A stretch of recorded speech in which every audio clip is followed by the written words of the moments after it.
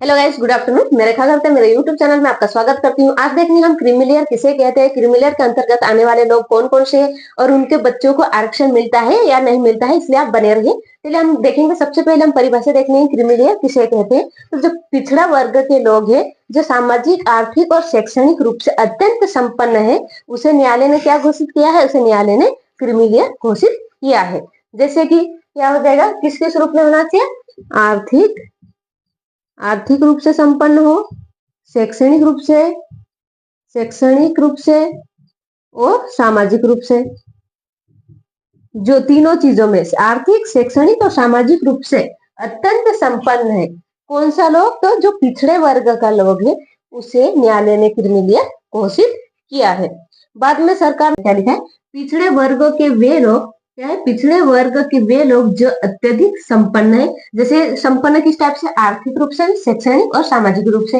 जैसे आपने मान लिया शैक्षणिक रूप से देखे, कोई पढ़ पढ़ के एमए कर लिया, कोई पीएचडी कर लिया, तो जरूरी है कि वो उनका आर्थिक रूप ही अच्छी हो? ऐसा नहीं हो सकता ना कि वो पीएचडी करने के बाद अच्छा सालाना टर्नओवर कर रहा है, ऐसा तो नहीं होता है। तो इसलिए आर्थिक रूप से भी अच्छा होना चाहिए, शैक्षणिक रूप से भी और सामाजिक रूप से भी अच्छा होना चाहिए। उसे क्रीमी लेयर घोषित किया गया। उन्हें न्यायालय ने क्रीमी लेयर कहा है। किसने कहा है? तो न्यायालय ने क्रीमी लेयर कहा है। क्रीमी लेयर को आरक्षण का लाभ नहीं दिया जाता है। जो क्रीमी लेयर के अंतर्गत आते हैं, उनके बच्चों को क्या नहीं दिया जाता है? उन्हें आरक्षण का लाभ नहीं मिलता है। क्रीमी लेयर से संबंधित मामलों को, क्रीमी लेयर संबंधित मामलों के तहत उच्चतम न्यायालय के निर्णय नवंबर 1992 को देखते हुए सरकार ने न्यायाधीश रामनंदन प्रसाद की अध्यक्षता में एक समिति का गठन किया। जैसे मैंने बताया कि जो सरकार ने क्या किया, एक समिति का गठन किया। रामनंदन प्रसाद की अध्यक्षता में एक समिति का गठन किया। उन्हें बोला कि तुम पहचान करिए। तो प्रतिवेदन मिला, मतलब जो समिति बनाए तो क्या करे, सभी क्या क्रीमी लेयर के अंतर्गत आने वाले लोगों की पहचान किया। पहचान करने के बाद सरकार को क्या दिए? रिपोर्ट या प्रतिवेदन सौंप दिए। प्रतिवेदन रिपोर्ट में सब दिए, व्यक्ति को बच्चों का आरक्षण नहीं मिलेगा। मतलब प्रतिवेदन में लिखा गया कि इन बच्चों, इन लोगों के, व्यक्तियों, जो लोग ये व्यक्ति है, उनके बच्चों का आरक्षण नहीं मिलेगा। तो संवैधानिक पद धारण करने वाले व्यक्ति, जैसे कि मैंने बताया था, कौन कौन आ जाएंगे यहाँ पे? राष्ट्रपति आ जाएंगे। राष्ट्रपति राष्ट्रपति के बच्चों को आरक्षण नहीं मिलेगा। उपराष्ट्रपति,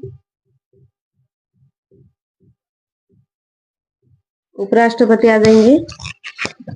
राष्ट्रपति, उपराष्ट्रपति, उच्चतम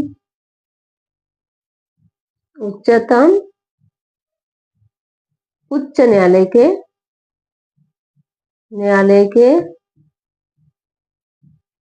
न्यायाधीश के बच्चे,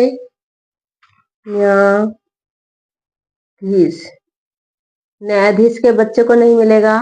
फिर संघ लोक सेवा आयोग, संघ लोक सेवा आयोग के अध्यक्ष कौन हो जाएगा? अध्यक्ष हो जाएगा। और सदस्य, ये भी क्रीमी लेयर के अंतर्गत आते हैं।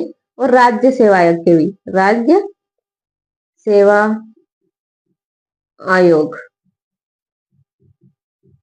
राज्य सेवा आयोग के भी अध्यक्ष के बच्चे को भी आरक्षण नहीं मिलेगा और सदस्य के बच्चे को भी आरक्षण नहीं मिलेगा। फिर आ जाते हैं हमें मुख्य निर्वाचन आयुक्त। मुख्य निर्वाचन आयुक्त के बच्चे, नियंत्रण महालेखा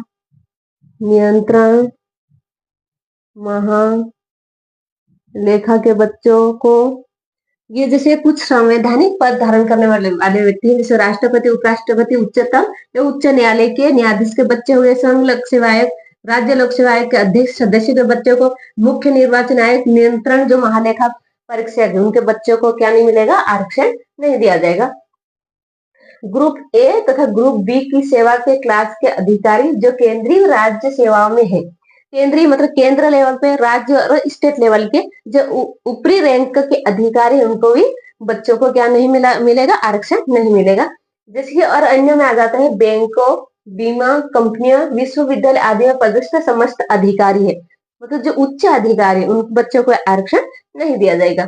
फिर सेना में कर्नल आ गया, उससे ऊपर की रैंक का जो अधिकारी है, नौसेना, वायुसेना, अर्धसैनिक बलों के समान रैंक है, जिन अधिकारी को इस टाइप की जो रैंक है उन बच्चों को भी क्रीमिलियर के अंतर्गत रखा गया है, उन्हें भी आरक्षण नहीं दिया जाएगा।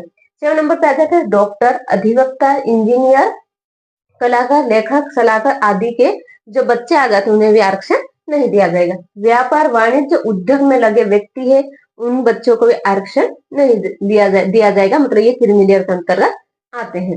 फिर शहरी क्षेत्र में जिनके पास भवन है तथा निश्चित सीमा से अधिक कृषि भूमि है, क्या है, जैसे शहरी क्षेत्र में उनके पास भवन है और निश्चित सीमा मतलब जितने की सरकार ने घोषित किया है कि इतनी मीडियम में आती है, उससे अधिक की भूमि है, तो वो किसके अंतर्गत आएंगे, वो भी क्रीमिलियर के अंतर्गत आएंगे। फिर जिन लोगों के पास सालाना आय 8 लाख से अधिक होती है और जिसे निश्चित सीमा से अधिक उनके पास संपत्ति होती है, वो भी क्रीमिलियर के अंतर्गत आते हैं। इस टाइप से यह पूरा क्रीमिलियर के अंतर्गत आता है। अगर आप लिख लीजिएगा, 1-2 बार पढ़ लेंगे तो आपको याद भी हो जाएगा। ये एमपीपीएससी में यहाँ से क्वेश्चन, एमपीपीएससी मेंस में यहाँ से क्वेश्चन पूछा जा सकता है, यूपीएससी में यहाँ से क्वेश्चन पूछा जा सकता है। तो आप स्क्रीनशॉट तो भी ले सकते हैं। अगर ये वीडियो अच्छा लगे तो इसे लाइक कीजिए, सब्सक्राइब कीजिए एंड शेयर कीजिए। नेक्स्ट वीडियो में जय हिंद, जय भारत, बाय बाय।